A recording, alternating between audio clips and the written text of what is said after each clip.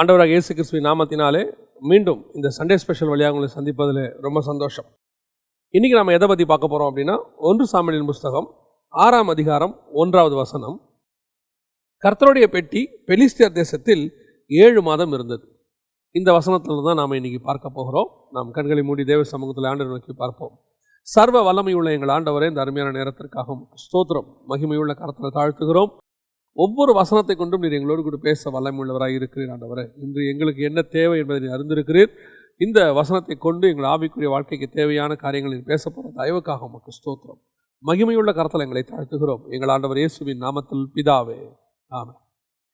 1 சாமுவேலின் புஸ்தகம் 6ஆம் அதிகாரத்தை வாசித்துக் கொண்டிருந்த போது தேவனுடைய பெட்டியை குறித்ததான சில விஷயங்கள் அங்கே வருகிறது. 5, 6, 7 அதிகாரங்கள், 3 அதிகாரங்களில் வருது. இந்த பெட்டியை பற்றி சில முக்கியமான விஷயங்கள் அங்கே கொடுக்கப்பட்டிருக்கு. நம்ம அதை தான் பார்க்க போகிறோம். அதை பார்க்கறதுக்கு முன்னாடி இந்த உடன்படிக்கை பெட்டி அப்படிங்கிறது என்ன, எதுக்கு ரெப்ரசன்ட் பண்ணுது? நம்ம எல்லாருக்கும் தெரியும், பழைய ஏற்பாட்டில் ஆசாரிப்பு கூடாரம் ஒன்று இருக்கிறது. இந்த ஆசாரிப்பு கூடாரத்தினுடைய பாடம் என்பது மிக மிக மிக முக்கியமான ஒரு பாடம். நம்ம எல்லாருமே படிக்க வேண்டிய ஒரு பாடம். நான் இதை ஒரு வேத பாடமாகவே எடுக்கலாமே அப்படின்னு தான் யோசிக்கிறேன். என்ன காரணம் அப்படின்னா, இந்த ஆசாரிப்பு கூடாரத்தில் இந்த 3 பகுதிகளை பற்றி நம்ம நிறைய பார்த்துருக்குறோம். குறிப்பாக நாம் சமூகத்து அப்பத்தை குறித்து பார்த்துருக்குறோம், குத்து விளக்கை குறித்தெல்லாம் நிறைய பார்த்துருக்குறோம், செய்திகளை நம்ம படிச்சிருக்கிறோம்.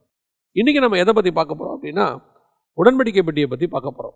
எபிரேயர் நிருபம் 9ஆம் அதிகாரம் 4வது வசனத்தில், அதிலே பொன்னார் செய்த தூப கலசமும் முழுவதும் பொற்றகடு பொதிக்கப்பட்டிருந்த உடன்படிக்கை பெட்டியும் இருந்தன.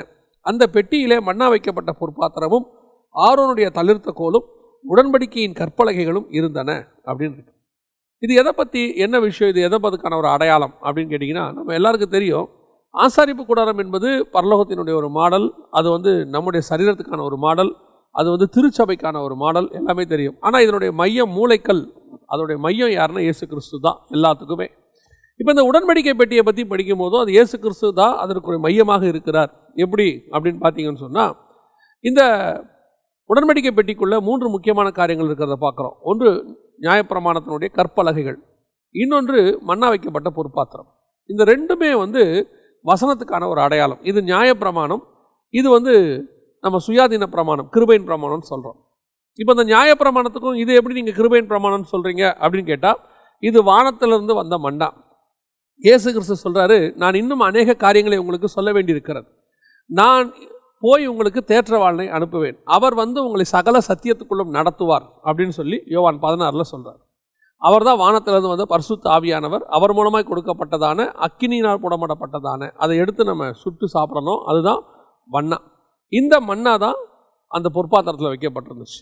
ஒன்று நியாயப்பிரமாணம், இன்னொன்று மன்னா என்பது சுயாதீன பிரமாணம், அல்லது நம்மளுடைய புதிய ஏற்பாட்டு சபை, அது பழைய ஏற்பாடு, அப்படி வச்சுக்கலாம் ஈஸியாக புரியறதுக்காக. இது ரெண்டுத்துக்கும் நடுவில் ஆரோனின் தளிர்த்த கோல் இருக்கிறது.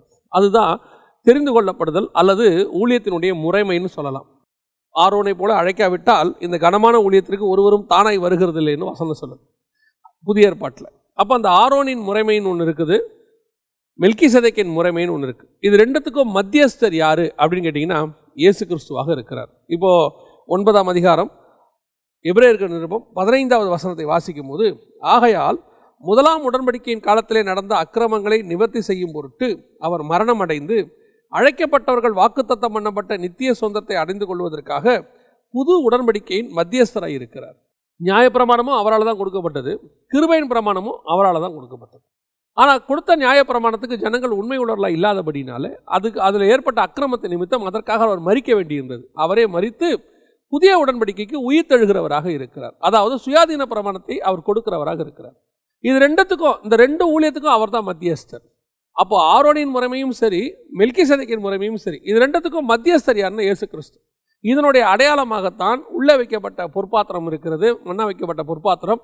இன்னொரு பக்கம் கற்பலகைகள் இருக்குது. இது ரெண்டுத்துக்கு நடுவில் தெரிந்து கொள்ளப்படுதல், ஊழியத்தின் முறைமை இருக்கிறது. இது ஒரு சீத்தி மரத்தால் மூடப்பட்டிருக்கிறது. ஆண்டவர் சொல்றாரு, சீத்தி மரத்தினால் ஒரு பெட்டியை செய்யணும். அந்த சீத்தி மரம் என்பது எதை குறிக்கிறது அப்படின்னு கேட்டால், இயேசு மாம்சத்தில் வெளிப்படுதல். அவருக்குள்ளே தான் இவ்வளவும் இருந்துச்சு. அவர் மரணம் அடையணும்னா அவர் மாம்சத்தில் வெளிப்படணும், உயிர் தெழணும், இதெல்லாம் நடக்கணும். ஸோ அந்த சீத்தி மரம் என்பது மாம்சத்தில் வெளிப்படுதல். அது மேலே பொன் தகட்டால் மூடப்பட்டிருந்தது. பசும் பொன் அப்படின்னா என்னென்னா, பரிசுத்தாவினுடைய அபிஷேகம், மகிமையினால் மூடப்பட்டிருந்தது. இயேசு கிறிஸ்து பரிசுத்த ஆவியிலே நிறைந்திருந்தார்னு வாசிக்கிறோம். ஸோ இப்போது சொல்லப்பட்டபடியே அந்த உடன்படிக்கை பெட்டி என்பது இயேசு கிறிஸ்துவுக்கான ஒரு அடையாளமாக இருக்கிறது. நான் இப்போ ஏன் இதை தான் ஒரு இன்ட்ரொடக்ஷனாக தான் நான் உங்களுக்கு சொல்கிறேன். ஏன்னா செய்தி இது அல்ல, இது ஒரு இன்ட்ரொடக்ஷன். இந்த உடன்படிக்கை பெட்டி பழைய ஏற்பாட்டில் இயேசு கிறிஸ்துவுக்கான ஒரு முன்னடையாளம். அந்த உடன்படிக்கை பெட்டியை அவங்க தியானிக்கும் பொழுது, ஏன்னா இயேசு என்ன சொல்கிறாரு, வேத வாக்கியங்களை ஆராய்ந்து பாருங்கள், அவைகள் என்னை குறித்து சாட்சி கொடுக்கிறது. அப்போ வேத வாக்கியம் எது? பழைய ஏற்பாடு தான் இருந்துச்சு, புதிய ஏற்பாடு எழுதப்படவே இல்லை. அப்போ அந்த பழைய ஏற்பாட்டை ஆராய்ந்து பாருங்கள், அவைகள் என்னை குறித்து சாட்சி கொடுக்கிறது. பஸ்காட்டுக்குட்டியாக இருக்குன்னா அது என்னை பற்றி சாட்சி கொடுக்கிறது. அதற்கு பிறகு அந்த செங்கடல் நீங்கள் கடந்து வரதை தியானித்து பாருங்கள், அது ஞானசானத்துக்கு ஒப்புமையாக இருக்கிறது. இப்படி ஒவ்வொன்றத்தையும் நீங்கள் இயேசு கிறிஸ்துவை பற்றி அதில் நீங்கள் பார்த்துக்கிட்டே வரலாம்.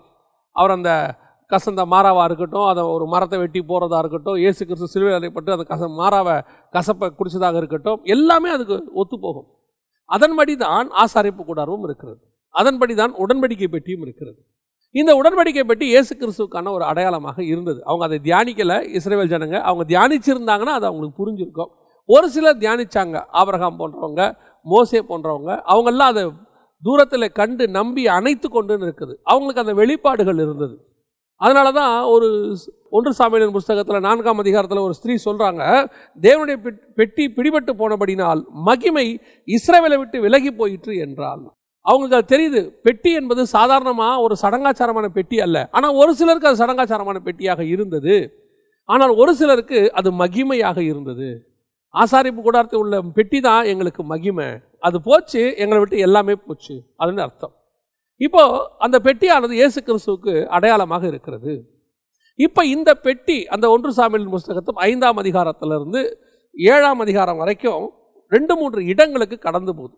இப்போ நம்ம அதை பற்றி தான் பார்க்க போகிறோம். ஏன்னா நான் இதை படிச்சுக்கிட்டு இருக்கும்போது ஆவியானவர் சில காரியங்களை எனக்கு உணர்த்தினார், எனக்கு தனிப்பட்ட முறையில்.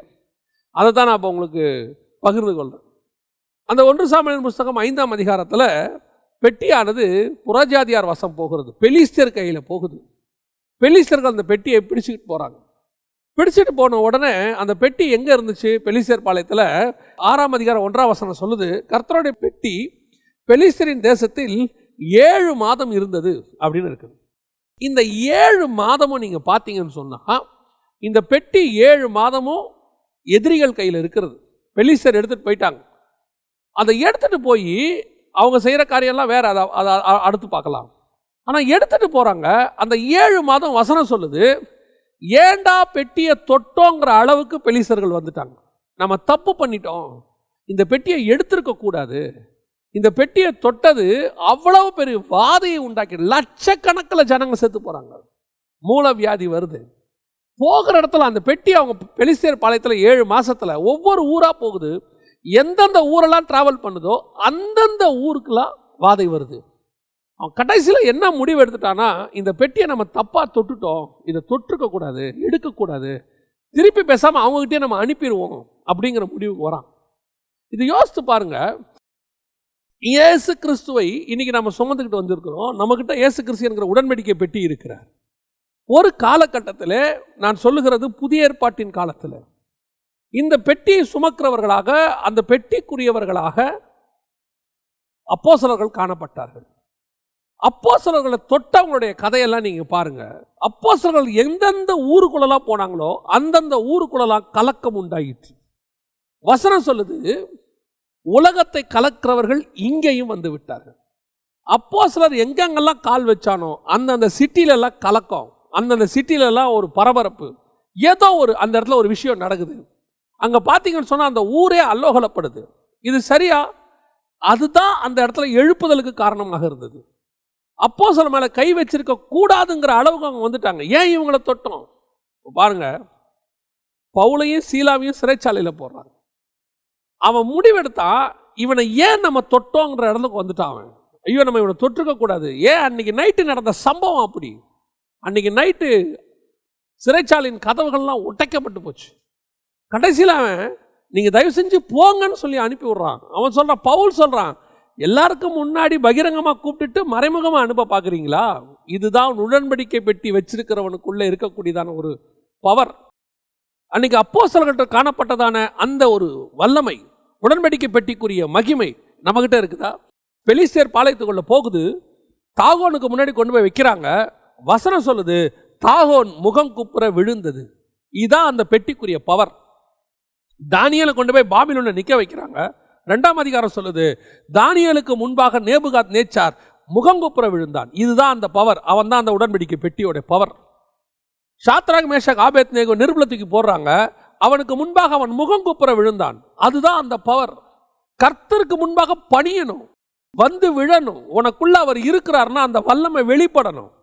அதுவும் இன்னைக்கு ஊழியம் செய்யறோம்னு சொல்றோம், இன்னைக்கு ஆவிக்குரியவர்கள் சொல்றோம். நமக்குள்ள அந்த பவர் காணப்படுதா?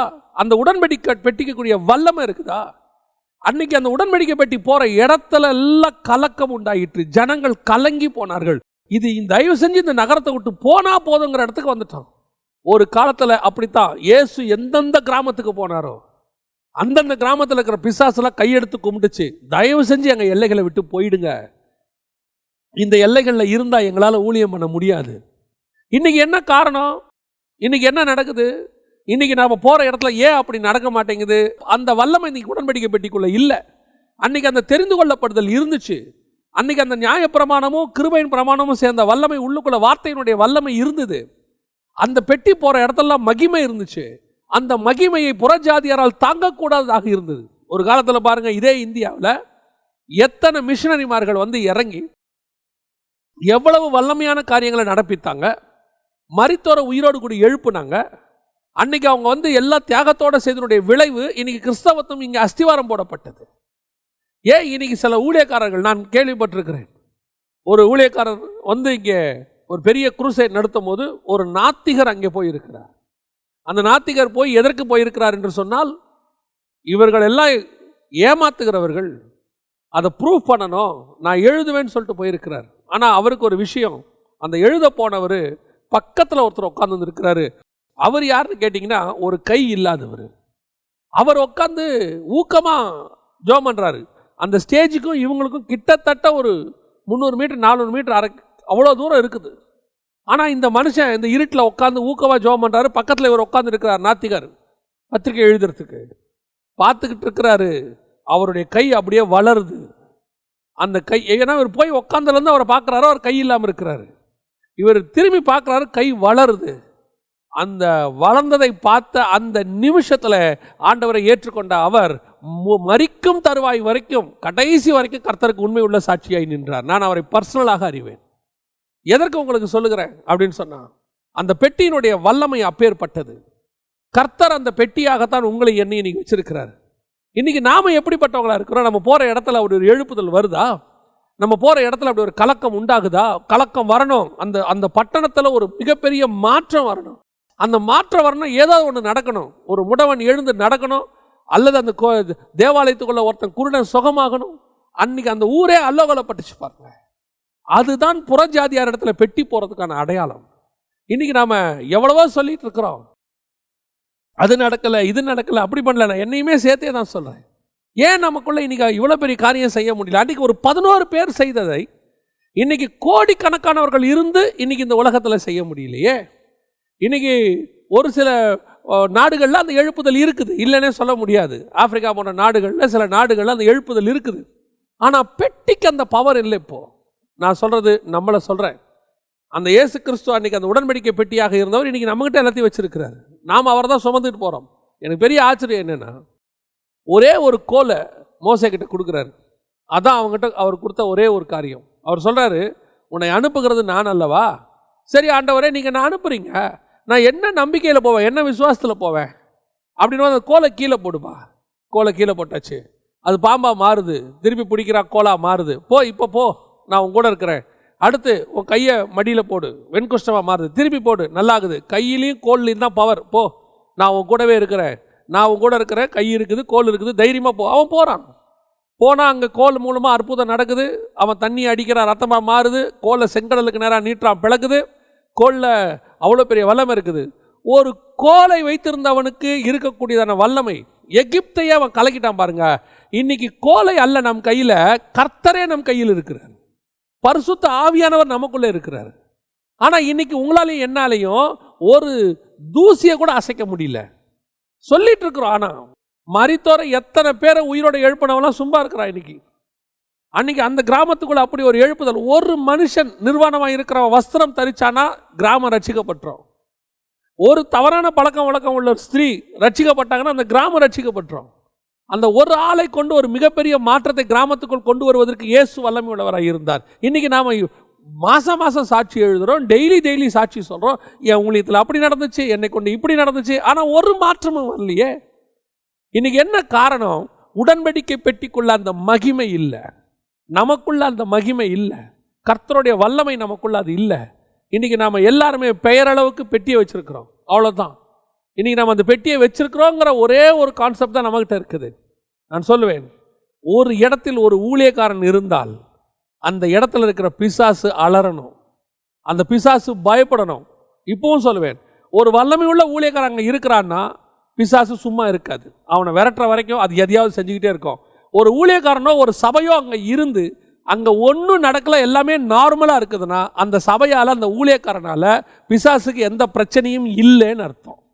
அவ்வளோதான் விஷயமே. ஒரு ஊழியக்காரனை கொல்ல பார்க்குறான், ஒரு ஊழியக்காரனை ஏதோ ஒன்றா ஊழியத்தை நிறுத்த பார்க்குறான், அந்த ஊழியத்துக்கு விரோதமாக எழும்ப பார்க்குறான், அல்லது அந்த ஊழியத்தின் மூலமாக அங்கே அவனை விரட்ட பார்க்குறான் அந்த இடத்துல இருந்துன்னா அந்த ஊழியம் அந்த பிசாசை ஏதோ செய்யுதுன்னு அர்த்தம். அதான் அதுக்கு அடையாளமே. அப்படி ஒன்றும் இல்லாமல் அந்த இடத்துல எல்லாமே நார்மலாக இருக்கு. இப்பவும் சொல்கிறேன், கர்த்தர் கூட இருந்தால் சேஃப்டி இருக்கும், கண்டிப்பாக சேஃப்டி இருக்கும், உங்களை யாரும் ஒன்றும் பண்ண முடியாது. ஆனால் எதிர்ப்பு கண்டிப்பாக இருக்கும். இப்போ இயேசுவுக்கு எதிர்ப்பு இருந்தது, ஆனால் அவர் ஒன்றும் பண்ண முடியல பாருங்க. அவராக கொண்டு போய் தன் ஜீவனை ஒப்பு கொடுக்குற வரைக்கும் ஒன்றும் பண்ண முடியாது. ஆனால் கர்த்தருடைய கரம் கூட இருந்துச்சு, அதனால எதிர்ப்பு இல்லாமல் இருந்துச்சா? பவுலை பார்த்து ஆண்டவர் சொல்ற, தைரியமாக பேசு, இந்த பட்டணத்தில் அநேகர் உண்டு, ஒருவனும் உண்மையில் கை போடுவதில்லை. ஆனால் போகிற இடத்துலலாம் எதிர்ப்பு இருக்கும், ஆனால் பேசிக்கிட்டே இருக்கணும். கர்த்தர் திறந்த வாசலை வச்சாருங்கிறதுனால எல்லாருமே சுமூகமாக இருக்குமா? இருக்காது, எதிர்ப்புகள் இருக்க தான் செய்யும். அப்படி இருந்தால்தான் அந்த ஊழியம் ஏதோ ஒரு மாற்றத்தை அங்கே கொண்டு வருதுன்னு அர்த்தம். அங்கே இருக்கிறவனை ஏதோ செய்யுது, அங்கே இருக்க பிசாசை ஏதோ செய்யுது, அங்கே இருக்கிற ஒருத்தன் உன் ஊழியத்துக்கு விரோதமாக, உன் சபைக்கு விரோதமாக எழும்பி நீ சும்மா இருக்கிற உன்னை வந்து ஆராதிக்க கூடாது, நீ இங்கே சபை நடத்தக்கூடாதுன்றானா நீ ஏதோ உன் ஊழியம் அவனை அசைக்குதுன்னு அர்த்தம். சும்மா இருக்கிற தாகோனை முன்னாடி விழுதுன்னா அது ஏதோ அந்த பெட்டி பண்ணுது தாகோனை. இல்லைன்னா தாகோன் என்ன என்ன செய்ய போகுது சொல்லுங்க? இது வந்து பெட்டி ஒரு பக்கமும் தாகோன் ஒரு பக்கமும் நின்றுட்டு போகுது. ஏன் தாகோன் முன்னாடி வந்து விழுது? இந்த பெட்டியிலேருந்து வரக்கூடிய மகிமை தாகோனை என்னவோ பண்ணுது, வேற வழி இல்லாமல் தாகோன் கீழே விழுது, திருப்பி தூக்கி வைக்கிறான். மறுநாள் வந்து பார்த்தா தலையும் கையும் உடஞ்சி போய் கிடக்குது. அவன் பார்க்குறான், இது என்ன நடக்குது? பெட்டி சும்மா தான் இருக்கு, ஆனால் பெட்டி அந்த இடத்துல இருந்தால் தாகோனால சும்மா இருக்க முடியாது. உன் சபை அங்கே இருந்தால், நீ அங்கே இருந்தால் நீ ஒன்றும் செய்ய மாட்ட, ஆனால் அங்கே இருக்கிற பிசாசால் சும்மா இருக்க முடியாது. அங்கே இருக்கிற அங்கே இருக்கிறதான உன் எதிர்ப்புக்காரர்களால் சும்மா இருக்க முடியாது. ஏதாவது ஒன்று செய்வான், அவன் செய்கிறான்னு சொன்னால் உன் ஊழியம் கரெக்டுன்னு அர்த்தம், உன்னுடைய மினிஸ்ட்ரி சரி. இல்லை உன் கூட அங்கே இருக்கிறவங்க எல்லாம் சேர்ந்துக்கிட்டு நீங்களும் செய்வோம் நாங்களும் செய்வோம் சமாதானமாக ஒன்றா பண்ணுவோம்னாங்கன்னா there is must be a wrong. எப்படி உலகம் உன் கூட வந்து கை குலுக்குதுன்னா நீ ரொம்ப யோசிக்கணும். இன்னைக்கு கடைசி காலத்தில் நம்ம உலகத்தோடு கூட கை குலுக்கிறத கரெக்டுன்னு நினச்சிட்டு இருக்கிறோம். இன்னைக்கு எல்லாரும் சேர்ந்து ஒன்றா சேர்ந்து நம்ம சமாதானமாக இருப்போம்னு சொன்னால் கரெக்டுன்னு நினைக்கிறோம். இல்லை, மிஸ்டேக் இருக்கு. வசனத்தின்படி இருளுக்கும் வெளிச்சத்துக்கும் சம்பந்தம் எது? விசுவாசிக்கும் அவிசுவாசிக்கும் சம்பந்தம் எது? தேவனுடைய பெட்டிக்கும் தாகோனுக்கும் சம்பந்தம் எது? பெலிஸ்தியருக்கும் தேவனுடைய பெட்டிக்கும் சம்பந்தம் எது? இருக்க முடியாது. நீ ஒரு வீட்டில் இருக்கிற, உனக்கு விரோதமாக உங்கள் வீட்டில் இருக்கக்கூடியதான உன் சொந்தக்காரங்களோ நண்பர்களோ எழும்புறாங்கன்னா, நீ கர்த்தருடைய பிள்ளையாக இருக்கிறதுனால எழும்புறாங்கன்னா நீ உடன்படிக்கை பெட்டியாக இருக்கிறேன்னு அர்த்தம். அதனால தான் அவங்க எழும்புறாங்க. நீ அவங்களோட ஒத்து போயிட்டீங்கன்னா அவங்க எழும்ப மாட்டாங்க. பாருங்க, எலியா ஏசாபேலோட ஒத்து போயிட்டா ஏன் ஏசாபேல் எழும்ப போகிறாங்க? ஈவன் ஸ்பிரிச்சுவலாக இருக்கிறதுனால அவங்களுக்கு அது பொறுக்கலை, முடியாது, அவங்களால இருக்க முடியாது, அவ்வளோதான். அந்த ஸ்பிரிட் வேற ஸ்பிரிட். அப்போ நீ குடும்பத்தில் இருக்கும்போது உனக்கு குடும்பத்துக்குள்ள எல்லாரும் சமாதானமாக இருக்க. இயேசு என்ன சொல்றாரு? நான் சமாதானத்தை உனக்கு தான் கொடுக்க வந்தேன், ஆனால் உனக்குள்ளே பிரிவினையை உண்டாக்க வந்தேன். எந்த பிரிவினை? நீ தேவனுடைய மகிமையை அடையும் போது அந்த மகிமை இல்லாதவர்களால உன் கூட ஒத்து போக முடியாது, அவங்க உன் கூட இணைய முடியாது. இந்த ஒத்த ஆவி உள்ளவங்க மட்டும்தான் உன் கூட போக முடியும். மற்றவன் உன்னை எதிர்ப்பான், உன் மேலே பொறாமப்படுவான், கத்துவான், கதறுவான், உன்னை இல்லாமல் பண்ணுவேன்னு சொல்லுவான், உன் ஊழியத்தை காலி பண்ணிடுறேன்னு சொல்லுவான், உன் மேலே எரிச்சல் அடைவான். அந்த எரிச்சல் உன் மேலே வருதுன்னா உன் ஊழியம் சரியாக போயிட்டு இருக்குன்னு அர்த்தம்.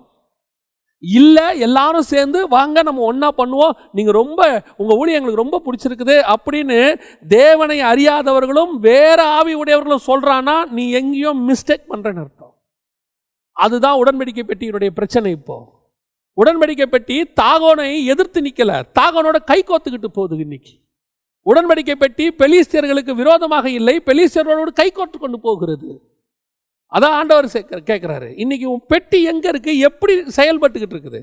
உன் பெட்டி பெலிஸ்தியர் பாளையத்தில் இருக்குது, புறஜாதியாருக்குள்ள இருக்கிறது. நீ ஒரு மிகப்பெரிய எதிர்ப்பு நேர்ந்த கிராமத்துக்குள்ள இருக்கிற கிராமம் எதிர்க்குதுன்னா உன் பெட்டி கரெக்ட், மகிமை சரியா போயிட்டு இருக்குன்னு அர்த்தம். இல்லை கை கோத்துருச்சு, தப்பான மனுஷன்லாம் வந்து உன்னை தோல் மேலே கை போட்டு நம்ம ஒன்றா இருப்போம்னு சொல்கிறான், தேவனை அறியாதவன் மற்ற உலகத்தான்லாம் உன் கூட ஒத்து போகிற, அவன் மனசு ஒத்து போகுது அப்படின்னா ஏதோ தப்பு நடக்குதுன்னு அர்த்தம். அப்போது மனுஷர் தயவுலாம் இருக்காதா? இப்போவும் சொல்கிறேன், தேவன் கொடுத்த சில மனுஷர்கள் உன் கூட இருப்பார்கள், அவர்கள் உன் ஆவிக்கு ஒத்து போவார்கள். இப்போவும் சொல்கிறேன், உன் மாம்சத்துக்கு அல்ல, உன் ஆவிக்கு ஸ்பிரிட்டில் ஒத்து போகும். ஸ்பிரிச்சுவல் ஸ்டாண்டர்ட் நான் உங்களுக்கு சொல்கிறேன், ஒரு ஸ்பிரிச்சுவல் ஸ்டாண்டர்ட் நீங்கள் வளரும்போது அந்த ஸ்பிரிச்சுவாலிட்டியிலேயே எல்லாரும் உங்க கூட ஒத்து போக முடியாது. ஒரு ஸ்டாண்டர்டில் நீங்கள் வளர வளர வளர அந்த ஸ்டாண்டர்டில் இருக்கவங்க தான் அவங்க கூட ஒத்து போக முடியுமே ஒழிய எல்லா ஸ்டாண்டர்டில் இருக்கிறவங்க ஒத்து போக முடியாது. ஆரம்ப காலகட்டத்தில் நீங்கள் உட்காந்து எல்லாரோடையும் நீங்கள் சிரித்து பேசிகிட்டு இருப்பீங்க, ஜாலியாக இருப்பீங்க, இத்தனைக்கும் ஸ்பிரிச்சுவலாக தான் சிரித்து பேசுவீங்க, அரட்டை அடிச்சுட்டு இருப்பீங்க. ஒரு லெவலுக்கு மேலே நீங்கள் போகும்போது, தேவனோடு கூட சஞ்சரிக்கும் போது, இந்த சிரித்து பேசுகிறவங்களோட உங்களால் உட்கார முடியாது. ஒரு காலத்தில் நீங்கள் அங்கே தான் உட்காந்துருப்பீங்க, உங்களால் உட்கார முடியாது. அங்கே ஏன் முடியாது அப்படின்னு கேட்டால், உன்னோட ஸ்பிரிட்டு அவங்களோட ஒத்து போகாது. அந்த அரட்டை அடித்து பேசுகிற நேரம் உனக்கு வீணாக தெரியும், காலத்தை வீணாக்குறாங்கன்னு தெரியும். அது அப்போ தான் உனக்கு தெரியும், ஏன்னா நீ அந்த லெவலுக்கு போகும்போது தான் தெரியும். இதுதான் ஸ்பிரிச்சுவல் ஸ்டாண்டர்ட். இன்னும் போக போக போக மேலே போக போக கீழே இருக்கிற இஸ்ரவேலர்களுக்கும் பாளையத்துக்குள்ளே இருக்கிற இஸ்ரவேலர்களுக்கும் மலைக்கு கீழே இருக்கிற யோசுவாவுக்கும் மலைக்கு மேலே இருக்கிறதான மோசேக்கும் வித்தியாசம் உண்டு. 3 பேருமே தேவஜனங்க தான். இஸ்ரவேலர்களும் தேவஜனங்க தான், மலைக்கு கீழே இருக்கிற யோசுவாவும் தேவஜனம் தான், மலைக்கு மேலே இருக்கிற மோசையும் தேவஜனம் தான். ஆனால் ஸ்பிரிச்சுவல் ஸ்டாண்டர்ட் இருக்குது. இவங்களால மேலே வர முடியாது. மேலே வரணும்னா இவங்க சில காரியங்களை விட வேண்டியிருக்கு. மோசையால் மேலே இருக்கிற மோசையால் இந்த ஜனங்களை மேலே கூட்டிகிட்டு போக முடியாது. கர்த்தர் சொல்லுவார், அவனை வராதவன்னு சொல்லு, அவனை ஓரமாக நிறுத்து. ஏன்? அவன் ஸ்டாண்டர்ட் வேற, உன் ஸ்டாண்டர்ட் வேற. இதுதான் பெட்டியோடைய மகிமை. உன்னை கர்த்தர் அழைச்சிருக்கிறாருன்னா, கர்த்தருடைய மகிமையில் நாளுக்கு நாள் நீ வளர்றனா, உன்னை கொண்டு போய் சில நேரத்தில் இந்த மாதிரி புறஜாதியார் மத்தியில் வச்சிருவாங்க, புறஜாதியார் குடும்பத்தில் வச்சிருவாங்க, புறஜாதியார் ஆஃபீஸில் வச்சிருவாங்க. இப்போ சொல்கிறேன், கர்த்தருடைய மகிமை உனக்குள்ள இருந்து நீ அந்த இடத்துல தேவனுடைய பெட்டியாக இருப்பானால் அங்கே இருக்கிற தாகோன் உனக்கு முன்பாக முகம் குப்புற விழும். பெலிஸ்தர் பிடிச்சிட்டு போனது உண்மைதான், பெட்டியை பிடிச்சிட்டு போகிறதுக்கு கர்த்தர் தான் பர்மிஷன் கொடுத்தாரு. எதுக்கு தெரியுமா? என் பெட்டியோடைய வல்லமை என்னன்னு காட்டுறதுக்கு. என் பெட்டியை நீ கொண்டு போயிட்டு தானே அங்கே வச்சு பாரு, தாகோனா பெட்டியான்னு தெரிஞ்சிடும். தேவ பிள்ளையை நீ அங்கே கொண்டு போய் வைக்கிறியா, நீ வச்சு பாரு, என் மகனா நீங்களான்றதை நான் காட்டிடுவேன்றாரு. அது எங்கே வேணா இருக்கும், அது பாபிலோனா இருக்கட்டும், எருசலேமா இருக்கட்டும், அது எகிப்தா இருக்கட்டும், எங்கே வேணா வச்சு உன்னோட வித்தியாசத்தை கர்த்தர் காட்டுவார். இது தேவனுடைய பெட்டி. அந்த வல்லமை உனக்குள்ள இருக்கணும், அந்த மகத்துவம் உனக்குள்ள இருக்கணும். உன்னை கண்டா அந்த பெட்டிக்குரிய பவர் உனக்குள்ள இருக்குதா? சுய பரிசோதனை பண்ணி பாருங்க. சும்மா நானும் ஒரு பெட்டியாக இருக்கிறேன், நானும் ஆவிக்குரியவனா இருக்கேன், நானும் ஒரு ஊழியக்காரனா இருக்கேன், நானும் ஒரு சர்ச்சை வச்சுருக்கேன், 10ஓட 11 இருக்கேன், ஒன்றும் பிரச்சனை இல்லை, ஒரு பீஸ்ஃபுல்லாக போயிட்டுருக்கு, நிம்மதியாக போயிட்டுருக்கு. Wrong wrong wrong. உன்னுடையது ஏதாவது ஒன்று அங்கே செய்யணும், அந்த இடத்த ஒரு கலக்கத்தை உண்டாக்கணும், அங்கே ஏதோ ஒரு குழப்பத்தை உண்டாக்கணும். ஐயோ இந்த ஆள் இங்கே இருந்தானா நம்மளால் ஊழியம் பண்ண முடியாது, அங்கே இருக்கிற பிசாசு சொல்லணும், எழும்பணும். அப்படி எழும்புனாதான் ஊழியம் கரெக்டாக போகுதுன்னு அர்த்தம் ஒரு பக்கம். 2வது, அப்படி எழும்பும்போது அந்த தாகோன் விழுந்து உடைகிறதை ஜனங்கள் காண்பார்கள். எழும்புனாங்க அந்த சபைக்கு விரோதமா, எழும்புனவெல்லாம் காணாம போட்டாயா, அந்த சர்ச்சை அங்கே இருக்கியான்னு சொல்லுவான். அந்த ஊழியக்காரனை ஒன்றும் இல்லாமல் பண்ணணும்னு ஒரு பெரிய குரூப்பே எழும்புச்சு, எழும்புனவெல்லாம் காணாம போயிட்டாயா, அந்த ஊழியக்காரன் அங்கேயே இருக்கிறான். இதுதான் சாட்சி, இதுதான் உடன்படிக்கை பெட்டி. 7 மாத அளவும் அது அங்கே இருந்துச்சு. அந்த 7 மாதமும் பெரிய கலக்கத்தை உண்டாக்கிருச்சு பாருங்க. ஒரு நாள் கூட அந்த பெட்டி சும்மா இல்லை. அவன் என்ன முடிவு பண்ணிட்டான், இனி ஒரு நாள் கூட அந்த பெட்டி இங்கே இருக்கக்கூடாதியா, தயவு செஞ்சு பெட்டியை அனுப்பி விட்டுருங்க, நாங்கள் தெரியாமல் தொட்டுட்டோம். அதுதான் இருக்கணும். கிறிஸ்தவனை தெரியாமல் தொட்டுட்டோன்னு நினைக்கணும். மாம்சத்தின்படி அவன் பயப்படக்கூடாது, ஸ்பிரிச்சுவலி பயப்படணும். எலியாவை பார்த்து ஆகாப்புக்கு வந்தது, யோவான் ஸ்நானகனை பார்த்து ஏரோதுக்கு வந்தது, அப்போஸ்தலரை பார்த்து அன்னைக்கு உள்ளவர்களுக்கு வந்தது, இயேசு கிறிஸ்துவை பார்த்து பரிசேயர் சதுசேயருக்கு வந்ததெல்லாம் மாம்சத்தின் பயம் அல்ல, ஸ்பிரிச்சுவல் பயம், ஆவிக்குரிய பயம், அந்த பெட்டி பற்றின பயம். அது வரணும். இவனை தொடக்கூடாது. எத்தனை நாட்டு தலைவர்கள் சொல்லியிருக்கிறாங்க தெரியுமா, சர்ச்சை தொடாதீங்க, அது ஹை வோல்டேஜ், அதை தொட்டிங்கன்னா கெட்டிங்கன்றாங்க. அதான் உண்மையும் கூட. சுவிசேஷத்தையும் இயேசு கிறிஸ்துவையும் நம்மையும் திருச்சபையும் ஒரு அரசாங்கமோ எந்த ஒரு காரியமோ, நான் சொல்கிறது கிட்டத்தட்ட 2000 வருஷம் ஹிஸ்ட்ரி தொட்டுட்டு அந்த கவர்மெண்ட் நல்லா இருந்ததாக சரித்திரமே கிடையாது. சரித்திரமே கிடையாது. நீங்கள் வேணால் ரோம சாம்ராஜ்யத்திலேருந்து எடுத்து பாருங்கள், நீரோ மன்னன்லேருந்து எடுத்து பாருங்கள், சர்ச்சுக்கு விரோதமாக எழும்பின எத்தனை பேர் என்ன ஆனாங்கன்னு பாருங்கள். ஆனால் சபை நிற்கிறது. அரசியல் ராஜாக்கள் தோத்து போனார்கள். எத்தனையோ இசங்கள், கம்யூனிசம், நேசிசம், ஃபாசிசம் எல்லாம் தோத்து போச்சு. வெட்டி நிற்கும். ஏன்னா அது பவர். அந்த வல்லமை தான் இன்னைக்கு நமக்கு தேவை. இன்னைக்கு நமக்கு அதுதான் தேவை. பெட்டி தாகோனுக்கு முன்பாக அமைதியாக நிற்கிது. இன்னைக்கு நிறைய தாகோன் எழும்பி ஆடுது.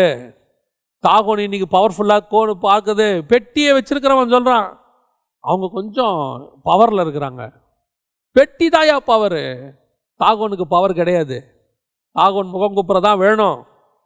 பாபிலோன் தேசத்துக்கே மகாராஜாவாக இருக்கலாம் நேபுகாத் நேச்சார். தானியல் தாயா பவர், அவனுக்கு முன்னாடி தான் விழணும்.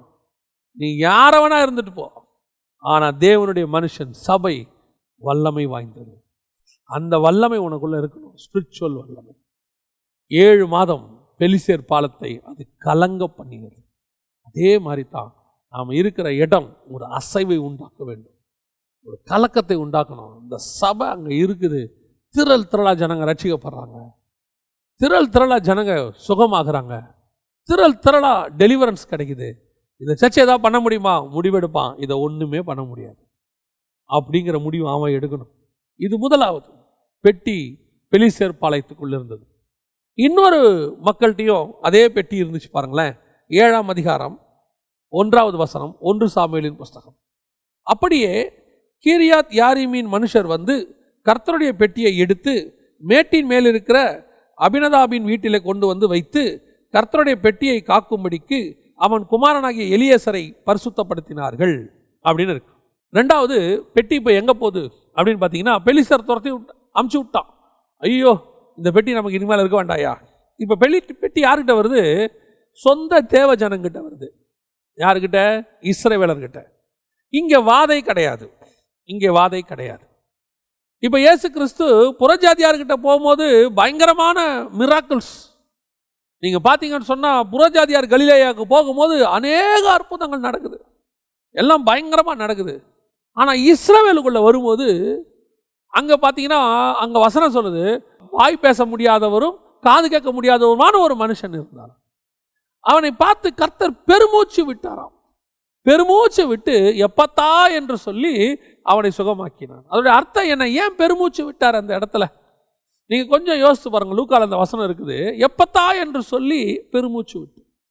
ஏன் பெருமூச்சு விட்டுன்னு அந்த வசனம் இருக்குது பாருங்க. புறஜாதியார்கிட்ட இவ்வளோ பெரியதான மாற்றம். புறஜாதியாரெல்லாம் திரள் திரளாக ரட்சிக்கப்படுறாங்க. ஜனங்க வசனம் கேட்க வராங்க. கலிலேயாவில் இருக்கிறவங்களை பற்றி வசனம் சொல்லுது, இருளில் இருக்கிற ஜனங்கள் பெரிய வெளிச்சத்தை கண்டார்கள். அவனுக்கு லைட் வருது, மகிமை வருது, கர்த்தருடையதான அந்த காரியங்கள்லாம் அவனுக்கு வெளிப்பாடாக வருது. ஆனால் சொந்த இஸ்ரவேலுக்குள்ள, யூதர்களுக்குள்ள ஒரு மாற்றமும் இல்லை, ஒன்றும் கிடையாது. இயேசு உள்ள இருக்கிறாரு, பெட்டி சும்மா இருக்கு, அவர் சும்மா இருக்காரு. வசனம் சொல்லுது, அவர்கள் அவரை விசுவாசியாதபடியினாலே அவரால் அங்கே அநேக அற்புதங்களை செய்யக்கூடாமல் போயிற்று. ஆனால் புறஜாதியார்கிட்ட போனால் வசனம் சொல்லுது, ரா முழுவதும் அற்புதங்களை செய்து கொண்டிருந்தார். அதிகாலையில் ஜனங்கள் அவரை தேடி வந்தார்கள். அவர் சொல்றாரு, நம்ம சாப்பிடும்படி அக்கறைக்கு போவோம். சாப்பிட்றதுக்கு கூட அவரை உடல அவ்வளோ பிஸி. இவர் அக்கறைக்கு போனால் அங்கேயே வந்துட்டான். வசனம் சொல்லுது, அவர்களை பார்த்து அவர் மனதுருகி, என் மந்தையில் சேராத இன்னும் நிறைய ஆடுகள் இருக்குதுப்பா அப்படிங்கிறார். ஒரு வீட்டுக்குள்ளே போய் இயேசு மறைஞ்சிருக்கிறார். வசனம் சொல்லுது, அவர் மறைந்திருந்தார்னு. அந்த கானானிய ஸ்திரீ அவரை தேடி கண்டுபிடித்தாள்னு இருக்கு. அவரால் மறைந்திருக்க கூடாது போயிற்று. ஒரு புறஜாதியார் தேடி கண்டுபிடிச்சிட்டான் இயேசுவை. அப்படி தேடி ஓடி வர்றான். அற்புதம் நடக்குது. 100க்கு அதிபதி வீட்டில் ஒரு அற்புதம் நடக்குது. வேலைக்காரனுக்கு ஒரு அற்புதம் நடக்குது. மரித்த பெண் உயிரோடு எழும்புது. எல்லாம் நடக்குது. இங்கே ஒன்றுமே நடக்கல, சும்மாவே இருக்கு. இயேசு பெருமூச்சு விட்டுறாரு. அந்த எல்லைக்குள்ளே வந்தோடனே, இஸ்ரவேல் எல்லைக்குள்ளே வந்து பெருமூச்சு விட்டு ஒரு வார்த்தை சொல்கிறாரு, எப்பத்தா திறப்பாயாக. தயவு செஞ்சு வாங்கன்னு திறக்கட்டும் இஸ்ரவேலே. உன் காது திறக்கட்டும் இஸ்ரவேலே, எல்லாவனுக்கும் திறக்குது. நான் வந்தது உனக்கு, அவனுக்கெல்லாம் திறக்குது, உனக்கு திறக்க மாட்டேங்குது. இன்னைக்கு அதுதான் பெரிய விஷயம். இன்னைக்கு வெளியே எத்தனையோ புறஜாதியார் மத்தியில் நடக்கிற அற்புத அடையாளங்கள் சபைக்குள்ள நடக்கல. சபைக்குள்ள பெட்டி சும்மா இருக்கு. பெரிய அற்புதத்தை கர்த்தரால சபைக்குள்ள செய்ய முடியல. வசனம் சொல்லுது, அவர்கள் ஒருமனப்பட்டு கூடி வரும்போது அங்கே பரிசுத்த ஆவியானவர் இறங்கினார், எழுப்புதல் உண்டாயிற்று. அங்க 2 பேர் 3 பேர் என் நாமத்துல கூடுனீங்கன்னா அங்க வருவேன். இன்னைக்கு ஒவ்வொரு சபைக்குள்ளேயும் கூடி வரோமே. ஆனா இன்னைக்கு ஏன் புறஜாதியார் மத்தியில் நடக்கிற ஒரு பெரிய மாற்றம், எழுப்புதல் ஏன் சபைக்குள்ள வரல? சபை அப்படியே இருக்கு. சபைக்குள்ள ஒரு விதமான எழுப்புதலும் கிடையாது. ஜனங்களுக்குள்ள வசனத்துக்குள்ள ஒரு மாற்றம் இருக்குதா? இல்ல. ஜனங்கள் ஏதாவது ஆவிக்குரிய வாழ்க்கையில் வளர்ச்சி அடைஞ்சிருக்கிறாங்களா? இல்ல. நான் சொல்றது பெரும்பான்மையான சபைகள், ஒரு சில சபைகள்ல இருக்கு. இன்னைக்கு ஜனங்க எப்படி உட்காந்துருக்காங்க? அப்படியே இருக்கு. 10 வருஷம் 20 வருஷம் 25 வருஷம் பெட்டி சும்மா கிடக்கு சபைக்குள்ள. அங்க பாருங்க, எத்தனை வருஷம் பெட்டி இருந்துச்சு? 7ஆம் அதிகாரம் 1-2 வசனம், 2வது வசனம். பெட்டி கீரியாத் யாரிமிலே அநேக நாள் தங்கி இருந்தது. 20 வருஷம் அங்கே இருந்தது. 20 வருஷம் இருந்திருக்குங்க. ஒரு காரியம் கூட நடக்கல அந்த ஊர்ல. ஒன்று கூட நடக்கல. ஒரு மாற்றம் கிடையாது. பெலிஸ்தியர் பாலத்தில் 7 மாசம் தான் இருந்துச்சு. ஒரு நாளும் அற்புதம், ஒரு நாளும் கலக்கம், ஒவ்வொரு நாளும் மாற்றம். ஜனங்க ஓடி ஒளிறான் பெட்டியோடைய பவர். அதே பெட்டி இங்கே வருது, 20 வருஷம் சும்மா இருக்குது, ஒன்றும் கிடையாது, அப்படியே கிடக்குது, மந்தமா இருக்கு. நிறைய மந்தமான பெட்டி கிடக்கு இன்னைக்கு. வசனம் அதை விட கொடுமை என்ன தெரியுமா? 20 வருஷம் அவன் ஊர்ல தான் பெட்டி இருக்குது. ஜனங்க என்ன பண்ணாங்க பாருங்க, அதே வசனத்துல, இஸ்ரவேல் குடும்பத்தார் எல்லாரும் கர்த்தரை நினைத்து புலம்பி கொண்டிருந்தாங்களாம். ஐயோ, கர்த்தர் இல்லையே, எங்க கூட கர்த்தர் இல்லையே, புலம்புறான். பெட்டி உன் ஊர்ல தான் இருக்கு, பெலிஸ்திய ஊர்ல இல்ல, புறஜாதியார்கிட்ட இல்ல. பெட்டி உன் ஊருக்கு வந்து 20 வருஷம் ஆச்சு. 20 வருஷமா ஊர்ல பெட்டி இருக்குது, நீ புலம்பிட்டு இருக்கிற, அழுதுகிட்டு இருக்கிற. எதை நினைச்சு? கர்த்தரை நினைச்சு. இன்னைக்கு வல்லமை உங்ககிட்ட இருக்கு. கர்த்தர் உங்கள்கிட்ட வல்லமையை கொடுத்துட்டு போயிட்டாரு. அவர் சொல்றாரு, என் நாமத்தினாலே நீ என்ன கேட்டாலும் தருவேன், என் நாமத்தினாலே பிசாசுகளை துரத்துவீர்கள், வியாதியஸ்தர்கள் சுகமாவார்கள், என் நாமத்தில் நீங்க எதை கட்டுறீங்களோ அதை கட்டப்படும், எல்லாம் சொல்லியாச்சு. பிதா எனக்கு கொடுத்தவைகளில் ஒன்றையும் நான் மறைத்து வைக்கவில்லை. ஆனா உட்காந்து இன்னும் புலம்பல். என்ன ஆண்டவரே, எனக்கு அதை செய்யுங்கப்பா, இதை செய்யுங்கப்பா. கட்டளை கொடுங்க, எழும்பி பிரகாசிக்கணும். பெட்டி உங்ககிட்ட தான் இருக்கு. இப்ப உங்ககிட்ட எல்லாத்தையும் கொடுத்துட்டு போயிட்டு இப்போ அவர் எப்படி சார் யோசித்து பாருங்க. இப்போ ஒரு இடத்துக்கு நீங்கள் போகிறீங்க, அந்த நுழைவாயிலுக்கு தேவையான பாஸு, அதுக்கான வீசா எல்லாம் கொடுத்தாச்சு, ஸ்டாம்ப் பண்ணி கொடுத்தாச்சு, உங்களுக்கு காலிங் லெட்டர் கொடுத்தாச்சு, எல்லாம் கொடுத்தாச்சு. அதை கொண்டு போய் காட்டினா அவங்க உங்களை உள்ளே விட்டுருவாங்க. அவங்க உங்களை வந்துட்டு வேலையில் சேர்த்துப்பாங்க, மாதம் மாதம் சம்பளம் கொடுத்துருவாங்க, அக்காமடேஷன் ஃபுட்டு கொடுப்பாங்க. இவ்வளவும் அந்த லெட்டரில் இருக்குது, எல்லாம் கொடுத்துருக்கு. அந்த லெட்டரை கொண்டு போய் வச்சுக்கிட்டு அந்த ஆஃபீஸருக்கு ஒரு 10 அடிக்கு முன்னாடி நின்றுக்கிட்டு, நான் எப்படி இந்த இடத்துக்குள்ளே போவேன்? அவங்க எல்லாரையும் கேள்வி கேட்குறாங்க. அவங்க என்ன கேட்டாங்க, நான் என்ன பண்ணுவேன், என்ன பதில் சொல்லுவேன், நான் எப்படி போவேன்னு அழுதுகிட்டு இருந்தா, உங்களுக்கு லெட்டர் கொடுத்தவன் என்ன சொல்லுவான்? நீ ஒன்றுமே செய்ய வேண்டாம், அந்த லெட்டரை கொண்டு போய் காட்டுடா. நீ காட்டினாலே அவன் உன்ன உள்ள விட்டுருவான். அந்த லெட்டருக்கு அவ்வளோ பவர் இருக்கியா? பிரதமர் ஆஃபீஸ்லேருந்து ஒரு லெட்டர் வருதுன்னா, முதலமைச்சர் ஆஃபீஸுக்கு வருதுன்னா, அந்த லெட்டருக்கு ஒரு பவர் இருக்கு. ஒருத்தரும் ஒன்றும் செய்ய முடியாது, அவ்வளோதான். அந்த லெட்டர் வந்தால் வந்தது தான். ஏன்னா அது உள்ள பிரதமருடைய ஸ்டாம்ப் இருக்கு. சர்வ வல்லமை உள்ளவருடைய ஸ்டாம்ப் உன் மேலே இருக்கியா? முத்திரை உன் மேலே இருக்கு, பரிசுத்த ஆவியாகிய முத்திரை இருக்கு. அவருடைய சர்வ உலகத்தையுமே அடக்கி ஆளக்கூடியதான நாமம் உன் கையில் இருக்கு. காற்றையும் கடலையும் அடக்கிற நாமம் உன் கையில் இருக்கு. வெறும் கோலை கையில் வச்சுக்கிட்டு, கோலில் வல்லமையை வச்சுக்கிட்டு ஒருத்த கடலையே பிளந்துட்டாயா? கடல் மேல நடந்தவர் உன் கூட இருக்கிறாரு. நீ என்ன பண்ணிட்டு இருக்கிற? உட்காந்து புலம்பிக்கிட்டு இருக்கிற, அழுதுகிட்டு இருக்கிற. இன்னும் அழுது அழுது அழுது ஏதாவது ஒரு அற்புதம் செய்ய ஆண்டவர். ஏன் செய்யணும் அற்புதம்? நீ தான் ஏன் செய்யணும்? நீ தான் அற்புதம் செய்யணும். அதுக்கு தான் கர்த்தர் உன்னை வச்சிருக்கிறாரு. இப்போ பரலோகம் என்ன நினைக்கும்? நம்மளை பார்த்து என்ன யோசிக்கும் பரலோகம்? எல்லா பவரையும் கொடுத்துட்டு வந்துட்டேன், கட்டளை கொடு, காற்றையும் கடலையுமே உன்னால் அடக்க முடியும். பெட்டி உங்ககிட்ட தான் இருக்குது. 20 வருஷமா 2000 வருஷமா பெட்டியை கையில் வச்சுக்கிட்டு புலம்பிக்கிட்டு இருக்கிறாங்களாம், கர்த்தரை நினைத்து. இன்னைக்கு இது ஒரு பெரிய ஃபேஷன் ஆயிருச்சு. இன்னைக்கு பப்ளிக்கா நம்ம அப்படி ஜெபம் பண்ணுவோம், இப்படி ஜெபம் பண்ணுவோம். ஜெபம் பண்றது தப்பு கிடையாது. எதுக்கு ஜெபம் பண்ணணும்னு இருக்குது? எதுக்கு கட்டளை கொடுக்கணும்னு இருக்குது. You must know.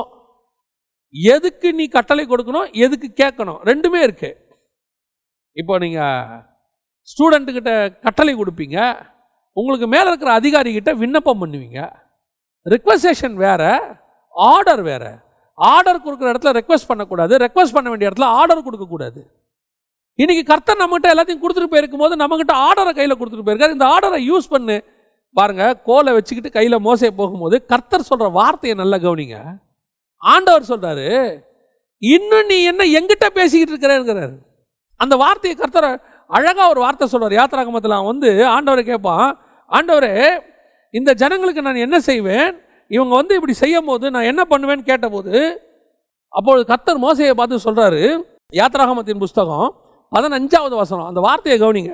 அப்பொழுது கர்த்தர் மோசையை நோக்கி, நீ என்னிடத்தில் முறையிடுகிறது என்ன, புறப்பட்டு போங்கள், உன் கோலை ஓங்கி உன் கையை சமுத்திரத்தின் மேல் நீட்டியோ. கோல்ல பவர் இருக்கியா?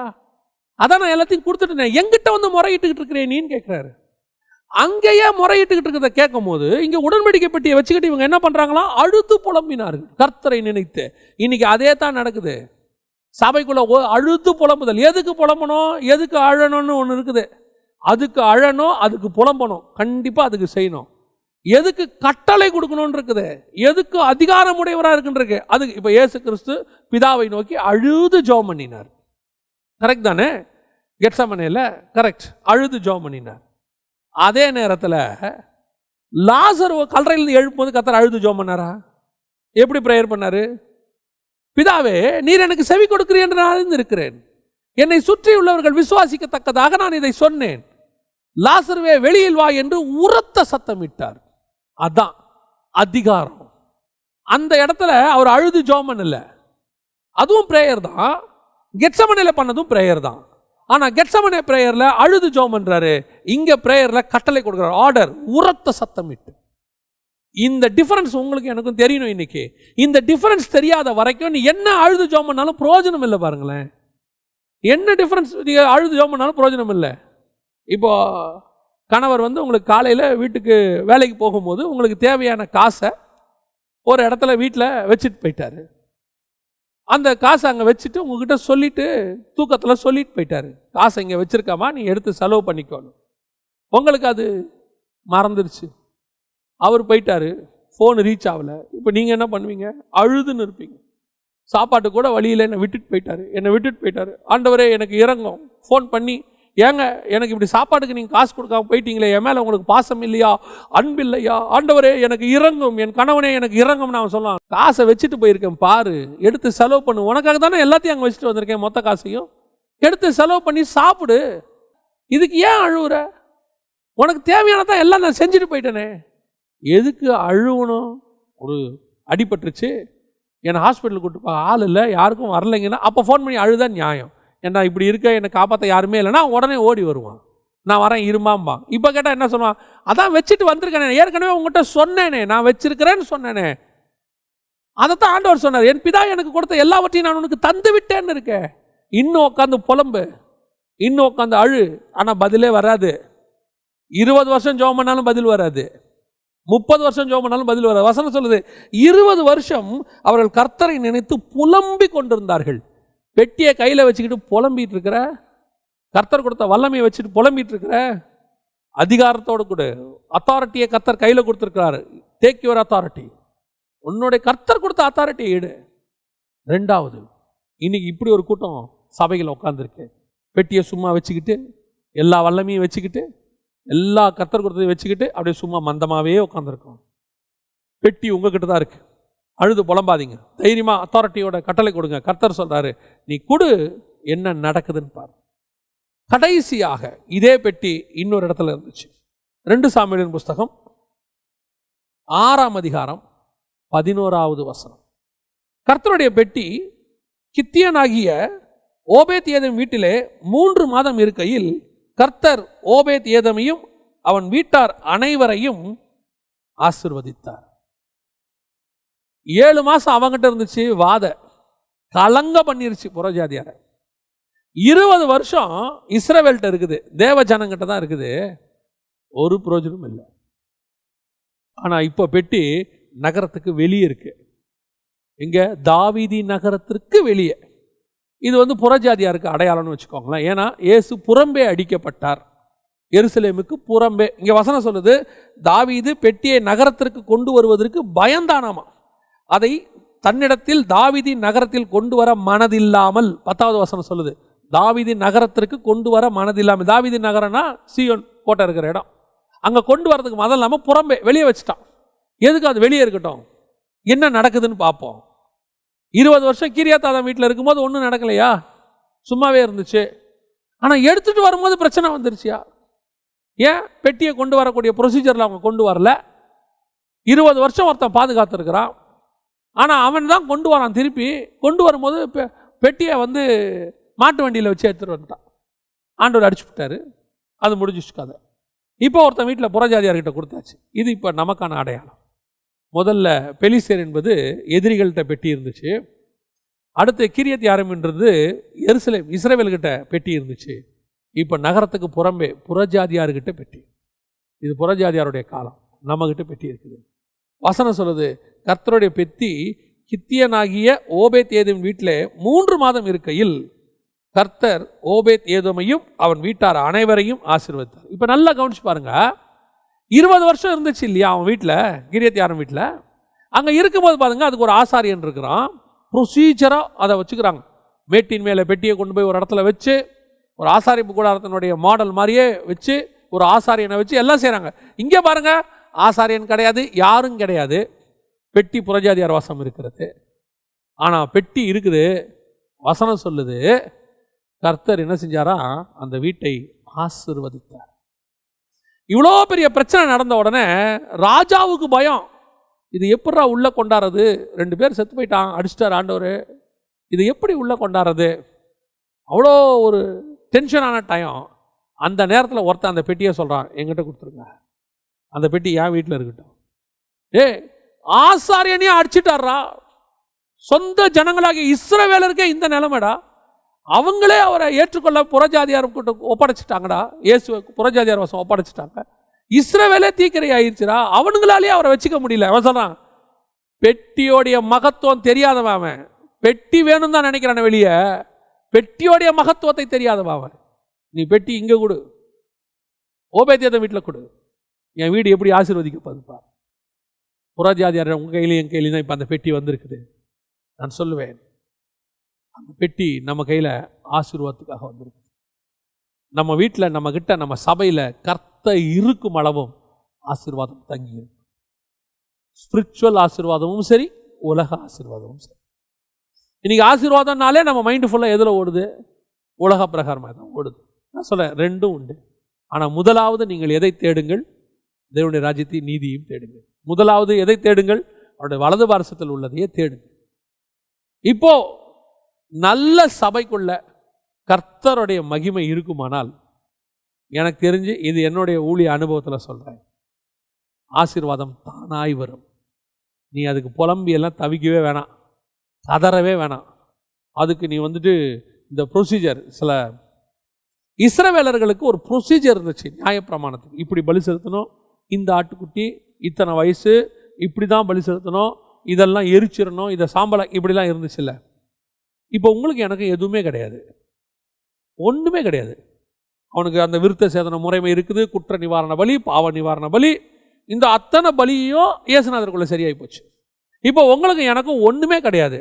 ஆனால் ஒன்றே ஒன்று தான், அவருடைய நாமத்தை நம்ம வச்சுருக்கிறோம். அவர் நமக்குள்ளே வாசம் பண்ணுறாரு, அவர் கொடுத்த ஆவியானவர் இருக்கிறாரு. பாருங்கள், இப்போ ஆசீர்வாதம் தானாக வரும்.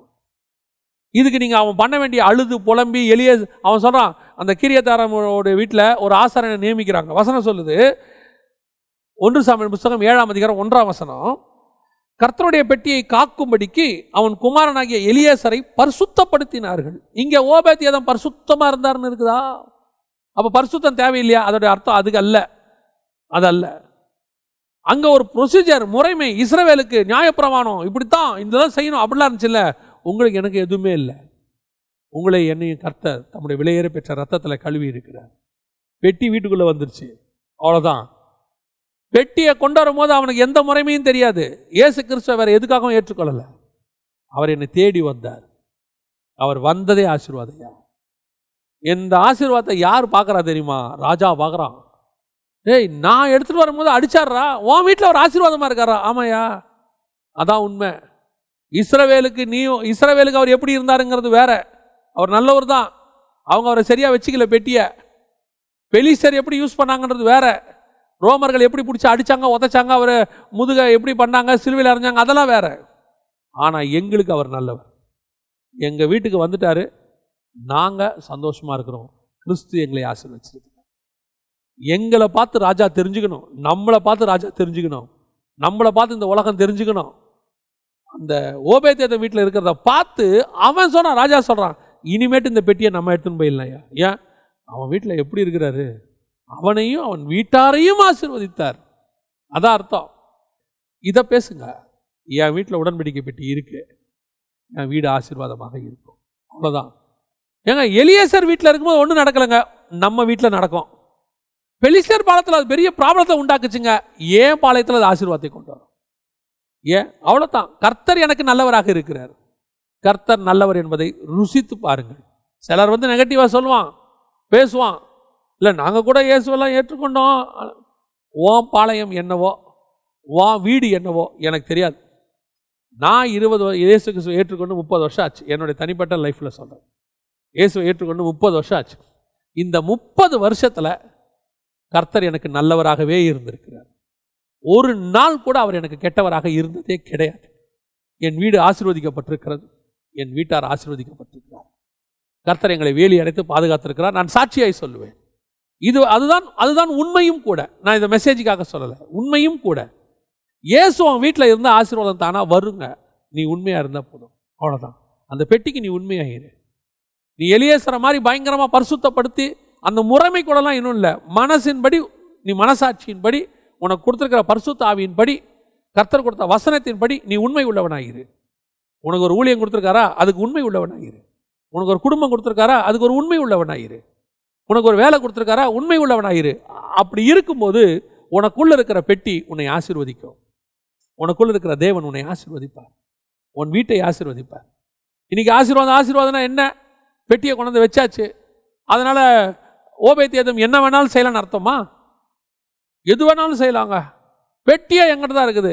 இந்த பெட்டி கொல்லவும் செய்யும், பெலிஸ்தர் பாலத்தில் மரணத்தையும் உண்டாக்கி இருக்கிறது.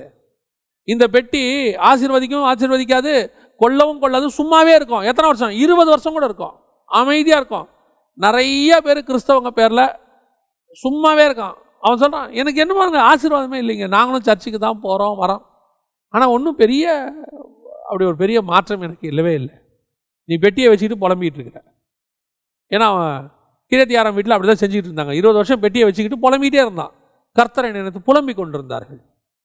நாங்கள் புலம்பலை, பெட்டி எங்ககிட்ட இருக்குது, எங்களுக்கு தெரியும் கர்த்தர் எங்களை ஆசீர்வதிச்சிருக்கிறார், எங்கள் ஊழியம் ஆசீர்வாதமாக இருக்குது. இல்லை, எங்களுக்கு தேவையே இல்லை, புலம்ப வேண்டிய அவசியமே இல்லை. பஞ்ச காலத்திலும் கர்த்தர் காக்காவுக்கு கட்டளையிடுவார். பஞ்சம் இன்னும் கொடிதானா ஒரு விதவை வீட்டை கொடுத்துருவார். காக்காவே பறக்க முடியாத வனாந்திரம், விதவை வீடே இல்லாத வனாந்திரம்னா தூதனே சாப்பாடு கொண்டு வந்துடுவான். அவ்வளோதான். ஏன்? பெட்டி எங்ககிட்ட இருக்கியா, கர்த்தர் எங்களை ஆசீர்வதிப்பார். எங்க வனாந்தரத்தில் போறீங்களே, அன்னைக்கு நைட்டே கிளம்பிட்டீங்களே, மாவு பெஸ்டி எடுத்துக்கிட்டு போறீங்க, இது எத்தனை நாளைக்கு வரும்? ஒரு 15 நாளைக்கு வரும். எத்தனை வருஷம் சுத்த போறீங்க? 40 வருஷம் சுத்த போறோம். 15 நாளைக்கு தானே சாப்பாடு இருக்குது, அடுத்த 40 வருஷத்துக்கு பரலோகத்துலேருந்து சாப்பாடு வரும். இத்தனை பேருக்கு 5 லட்சம் புருஷர் இருக்கு, 6 லட்சம் புருஷர் இருக்கீங்கயா, இவங்களுக்கு தண்ணிக்கு என்ன பண்ணுவீங்க? தண்ணியை நீங்க ஊத்து போட்டு எடுப்பீங்க. தண்ணி வச்சிருக்கிற ஊத்து எங்க கூடவே வரும், கண்மலை கூடவே வரும். அதுவும் எப்படி? மலையிலேருந்து வரக்கூடிய பெஸ்ட் தண்ணி. இப்போ கூட சொல்லுவாங்க பாருங்க, மலையிலேருந்து வரக்கூடிய ஊத்து அப்படியே சில்லுன்னு பெஸ்ட்டாக இருக்கும். யோசித்து பாருங்க, வனாந்தரத்தில் கண்மலையிலேருந்து தண்ணி வந்தால் எப்படி இருக்கும்? கண்மலையிலேருந்து வர தண்ணி சில்லுன்னு இருக்கும். ஐஸ் வாட்டர் கொடுத்துருக்குறாரு, நல்ல சில்லுன்னு தண்ணி, நல்ல சாப்பாடு. பகல் ஃபுல்லாக மேக ஸ்தம்பம், அப்படியே ஏர் கண்டிஷன் மாதிரி இருக்கும் சில்லுன்னு. நைட்டில் பார்த்தீங்கன்னா ஹீட்டரு, அக்னி ஸ்தம்பம். புறப்படுன்னு சொல்லி புறப்பட்டோம், அவ்வளோதான். இத்தனை ஃபெசிலிட்டிஸும் பரலோகம் எங்களுக்கு செஞ்சு வச்சிருக்குது. இது ஒரே ஒரு விஷயம், எங்களுக்கு முன்னாடி போகிறவர் அப்படிப்பட்டவர், நமக்கு முன்னாடி போகிறவர் அப்படிப்பட்டவர். நம்ம வீட்டில் அவர் இருந்துட்டாருன்னா போதும், அந்த பெட்டி இருந்துட்டா போதும், ஆசீர்வாதம் தானாக வரும். ஒரே ஒரு காரியத்தை நான் சொல்லி முடிக்கிறேன். யோசேப்பை கொண்டு போய் சிறைச்சாலையில் வச்சாச்சு. எனக்கு ரொம்ப பிடிச்ச சம்பவம் 39ஆம் அதிகாரம் அதிகாரத்தில் வச்சாச்சு. வசனம் சொல்லுது, கர்த்தர் யோசேப்போடு இருக்குது. அவ்வளோதான். சிறைச்சாலை அதிகாரியின் கண்களில் யோசேப்புக்கு தயவு கிடைச்சிச்சா? ஏன்? கர்த்தர் கூட இருந்தால் எல்லா கண்ணிலையும் ஆசீர்வாதம் தானா வருங்க. ஏன்? கர்த்தர் கூட இருந்தால் அந்த மகிமைக்கு அப்படி ஒன்று இருக்குங்க. நீ கர்த்தரை கூட வச்சுக்கிட்டு ஏன் புலம்பிட்டு இருக்கிற? என்னன்னு தெரில, எவ்வளோதான் வாழ்க்கை என்ன ஆகும் தெரில, எதிர்காலம் என்ன ஆகும் தெரில, என் பிள்ளையை எப்படி வளர்ப்பேன்னு தெரியல, போகிற போக்க பார்த்தா கேஸ் விலை ஏறிக்கிட்டு இருக்கு, பால் விலை எல்லாம் ஏறதான் செய்யும். என்னைக்கு இறங்கியிருக்கு? என்னைக்கு இறங்கியிருக்கு? இந்த 30-40 வருஷத்தில் நமக்கு நினைவு தெரிஞ்சு எப்போ இறங்கியிருக்கு? எல்லாம் விலைவாசி ஏறி தான் இருக்கு. லேண்டு விலை ஏறி இருக்கு, தங்க விலை ஏறி இருக்கு, எல்லாம் ஏறிக்கிட்டு தான் இருக்கு. எப்போ குறைஞ்சிச்சு? ஆனால் ஏறினாலும் உனக்கும் எனக்கு என்ன தேவையோ அதை கர்த்தர் கொடுத்துட்டு தானே இருக்கிறாரு. விலை ஏறிடுச்சுங்கிறதுனால நம்ம சாப்பாடை குறைச்சி 2 வேளை ஆகிட்டோமா? விலை ஏறிடுச்சுங்கிறதுனால நம்ம தண்ணி குடிக்காமல் நிறுத்திட்டோமா? விலை ஏறிடுச்சுங்கிறதுனால வீட்டில் குடியிருக்காமல் மரத்தடியில் குடியிருக்கிறோமா? வீட்டு வாடகை ஏறினாலும் அதை கொடுப்பதற்கு கர்த்தர் வல்லமை உள்ளவராக இருக்கிறார். அரிசி விலை ஏறினாலும் அதை கொடுப்பதற்கு கர்த்தர் வல்லமை உள்ளவராக இருக்கிறார்.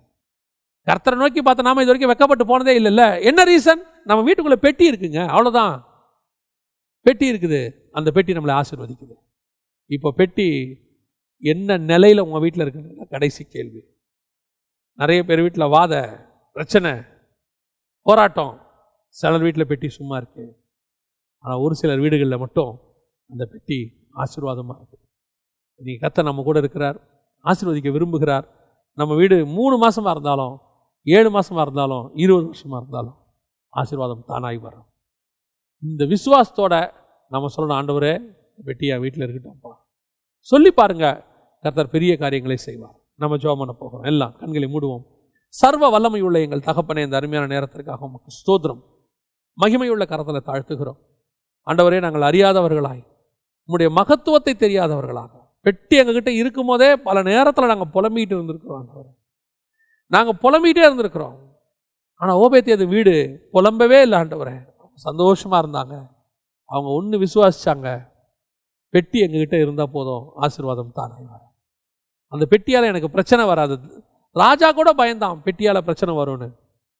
ஆனால் அந்த வீட்டார் பயப்படவே இல்லை. எங்கள் தேவனை இருக்கிற நாங்கள் எதற்கும் பயப்பட மாட்டோம். நாங்கள் ஆசீர்வதிக்கப்படுவோம். எங்கள் தேவன் எங்களை ஆசீர்வதிப்பார், எல்லாவித ஆசீர்வாதத்தினாலும் நிரப்புவார். கிருபையுள்ள கரத்தில் தாழ்த்துகிறோம். ஆண்டவரே, ஜெபிக்கிற ஒவ்வொருத்தரையும் கர்த்தர் ஆசீர்வதிப்பீரா. நீர் மாத்திரம் மகிமைப்படும். எங்கள் ஆண்டவர் இயேசுவின் நாமத்தில் பிதாவே.